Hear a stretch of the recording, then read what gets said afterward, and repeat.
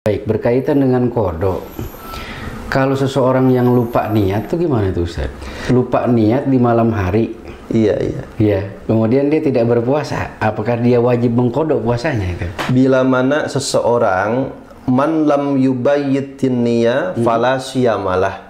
Orang yang tidak melaksanakan niat puasa di malam hari, maka puasa esok harinya tidaklah sah. Tidak sah. Salah satu daripada rukun ataupun fardu daripada ibadah puasa ini adalah tabyitun niyah, melaksanakan niat di malam hari. Perbatasan daripada kapan dan di mana niatnya itu, niat boleh dilaksanakan ketika sudah terbenamnya matahari. Ketika maghrib berkumandang azan, kita iftar, kita berbuka, beberapa saat setelah itu boleh langsung niat. Di dalam hatinya niat untuk esok hari puasa, maka sah niatnya. Sebaliknya jika tanpa niat, maka konsekuensinya esok hari orang yang lupa niat, satu, puasanya tidak sah. Yang kedua, dia harus tetap melaksanakan seperti halnya orang berperilaku berpuasa, tidak makan, tidak minum hingga terbenam matahari. Padahal puasanya tidak sah. Itu konsekuensinya. Kodonya wajib Ustaz? Kodonya wajib nanti di hari kemudian. Setelah Idul Fitri. Setelah Ramadan. Iya. Cuman kodok orang yang lupa niat ada dua karakter. Dua karakter. Dua karakternya. Bila mana lupa niatnya karena uzur, karena ada uzur, contoh karena uzur lupa, kecapean dan sebagainya. Ada yang kategori lupa niat sengaja ceroboh enggak niat. Nanti saja ujung-ujungnya dia lupa niatnya. Itu niat kategori lupa niat yang ceroboh. Lalai dia lupa niatnya. Ada yang lupa niat karena uzur syar'i. Diperbolehkan oleh agama terkategorikan lupa niatnya. Ketiduran, kecapean, sebagainya. Maka nanti ujung pelaksanaan kodoknya pun berbeda. Beda. Satu, bila mana niatnya lupa karena uzur secara syar'i, maka pelaksanaan kodoknya boleh ditunda. Tidak langsung setelah selesai Idul Fitri dia langsung kodok. Boleh hari-hari kemudian kapan saja. Dengan konteks lupa niatnya karena uzur. Baik. Akan tetapi jika lupa niatnya karena kecerobohan, karena lalai, maka alal fauri harus disegerakan untuk dilaksanakan kodok. Berarti setelah Idul Fitri langsung harus kodok. Karena dia lupa niatnya dahulu, umpamanya si fulan niatnya ceroboh atau sengaja, maka harus segera. Berarti datang Idul Fitri hari ini, besok 1 Syawal dia sudah harus kodok. Iya, 1 Syawal kan masih lebaran. Gitu ya? Setelah Syawal selesai, maka dia harus segera melaksanakan kodok Ramadan yang lupa niat karena ceroboh atau ceroboh. Baik. Iya, betul. Di saat seseorang malam ini ada kasus nih Ustaz. Malam harinya dia lupa niat. Otomatis kan siang harinya dia imsak tuh. Betul. Dia nggak berpuasa. Karena pasangan suami istri, kemudian dia melakukan jima nih Ustaz. Kan secara Islam tuh secara Islam itu kan harus kena kafarat apa namanya ya. Nah itu gimana itu Ustaz hukumnya? Nah, kifarat di dalam ibadah puasa atau Ramadan ini berlaku kepada orang yang berpuasa ketika Ramadan, bukan yang imsak. Bukan yang imsak. Kalau imsak adalah puasa lugotan. Puasa serlugawi adalah imsak. Nah, hal hukmu yaduru ma'a illatihi wujudan wa adaman. Hukum itu akan berlaku bila mana ada indikator penyebabnya, maka hukum ada. Bila mana tidak ada indikasi daripada hukumnya, maka hukum pun tidak berlaku.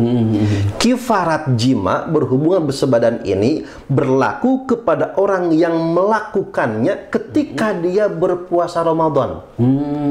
Permasalahannya adalah bagaimana konteksnya jika si pelaku yang berhubungan badan ini adalah orang yang lupa niat. Sedangkan yang lupa niat besoknya dia tidak dianggap berpuasa. Maka menurut daripada ulama, orang yang lupa puasa lantas besoknya melakukan persetubuhan, maka tidak terkena kifarat daripada jima di dalam bulan puasa. Akan tetapi walaupun tidak terkena daripada kifarat jima, yang salah satunya satu, memerdekakan budak. Yang kedua adalah puasa 2 bulan berturut-turut. Dan yang ketiga, memberikan kepada 60 fakir miskin satu mudnya. Tiga-tiganya ini 1, 2, 3, kalau tidak mampu yang ketiga. Bahkan kifarat daripada jima ini, jika seseorang ketiga-tiganya tidak mampu, maka tidak ada istilahnya pemutihan. Nggak ada itu ya. Yang pertama, memerdekakan nggak bisa. Nggak bisa, nggak mampu. 2 bulan nggak bisa juga.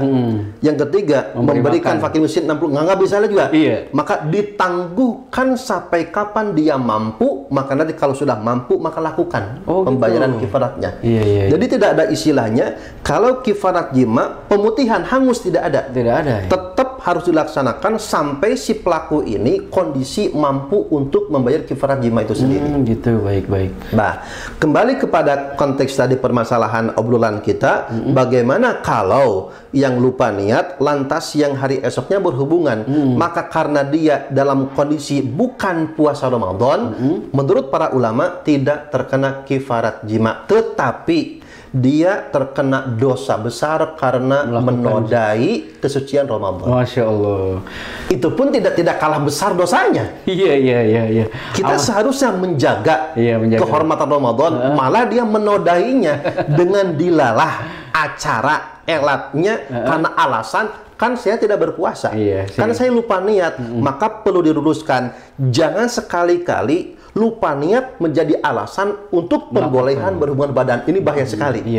Walaupun ulama berpendapat bahwasanya orang yang lupa niat jika esok harinya berhubungan badan terkena kifarat, jangan dijadikan rumusan bahwasanya nanti saya lupa niat aja. Kan kalau lupa niat, kalau berhubungan nggak dapat kena kifarat, maka ini berbahaya. Berbahaya. Jangankan hubungan ya Ustaz ya, makan dan minum aja kan harus ditahan dulu. Apalagi hubungan suami istri. Masya Allah. Gini Ustaz, kalau malam harinya yang lupa niat suaminya, kemudian istrinya tetap berpuasa, tapi mereka melakukan hubungan suami istri di siang hari. Ini yang istrinya yang tidak lupa niat, yang sedang berpuasa, kena kifarat atau tidak? Yang terkena kifarat, menurut pendapat jumhur mayoritas para ulama, yang terkena adalah si laki-lakinya, bukan perempuannya. Jika yang lupa niatnya itu adalah si laki-lakinya, lantas esok hari dia berhubungan badan, maka konsekuensinya adalah dua-duanya melakukan dosa besar karena menodai kehormatan sucian Ramadan. Pertama. Yang kedua, otomatis perempuan ataupun pasangannya batal puasanya. Batal, ya pasti itu batal. Batalnya itu satu, bila mana sengaja, berarti kan sengaja berhubungannya. Otomatis dia membatalkan dengan sengaja. Hubungan, puasa. Orang yang membatalkan puasa dengan sengaja, dengan cara apapun. Sengaja ngerokok, sengaja makan, sengaja minum, termasuk sengaja berhubungan badan. Barang siapa yang membatalkan puasa dengan sengaja, bukan karena rukhsah, bukan karena uzur yang Allah tetapkan, maka hari itu yang ia batalkan tidak akan tertutupi walaupun dikodok selama 1 tahun penuh. Jadi kalau orang membatalkan puasa dengan sengaja, umpamanya ada si fulan, dia sengaja nggak puasa, sengaja minum, sengaja makan, sengaja ngerokok, sengaja berhubungan badan. 1 hari Ramadan yang ketika seseorang membatalkan dengan sengaja dengan cara apapun, maka hari itu tidak akan tertutupi kemuliaan harganya walaupun dikodok selama 1 tahun penuh dia berpuasa, tidak akan tertutupi. Rugi banget itu ya. Sangat rugi sekali. Dengan alasan apapun, orang yang sengaja berbuka puasa tidak berpuasa dengan cara apapun, maka kodoknya walaupun 1 tahun penuh tidak akan tergantikan 1 hari Ramadan itu. Masya Allah. Itulah kenapa Rasul berkata, jika umat ini mengetahui bagaimana dahsyatnya istimewa Ramadan, maka mereka akan berharap bahwa sepanjang tahun menjadi Ramadan. Inilah rahasianya, setiap saat setiap hari, setiap pekan Ramadan adalah rahmat maghfirah daripada Allah Subhanahu wa taala. Maka kita harus senantiasa menjaganya semurni, sehormat mungkin, bagaimana memaksimalkan dengan aneka ragam amaliah ibadah. Subhanallah. Sahabat Hamdalah TV yang dirahmati oleh Allah Subhanahu wa taala, demikian bincang-bincang kita dengan guru kita Al-Mukarram Ustadz Burhan Ubaidillah SPDI. Beliau telah membahas seputar tentang hal-hal yang membatalkan puasa. Tugas kita sebagai seorang muslim adalah mari kita jaga ibadah puasa kita dengan senantiasa berusaha untuk menjauhkan diri kita dari berbagai macam hal-hal yang membatalkan puasa, mulai dari terbit fajar sampai dengan terbenamnya matahari. Sampai berjumpa lagi dengan saya Ajis Dado dalam acara Bilik Ramadan. Anda bertanya, Ustadz menjawab. Assalamualaikum warahmatullahi wabarakatuh. Waalaikumsalam warahmatullahi wabarakatuh.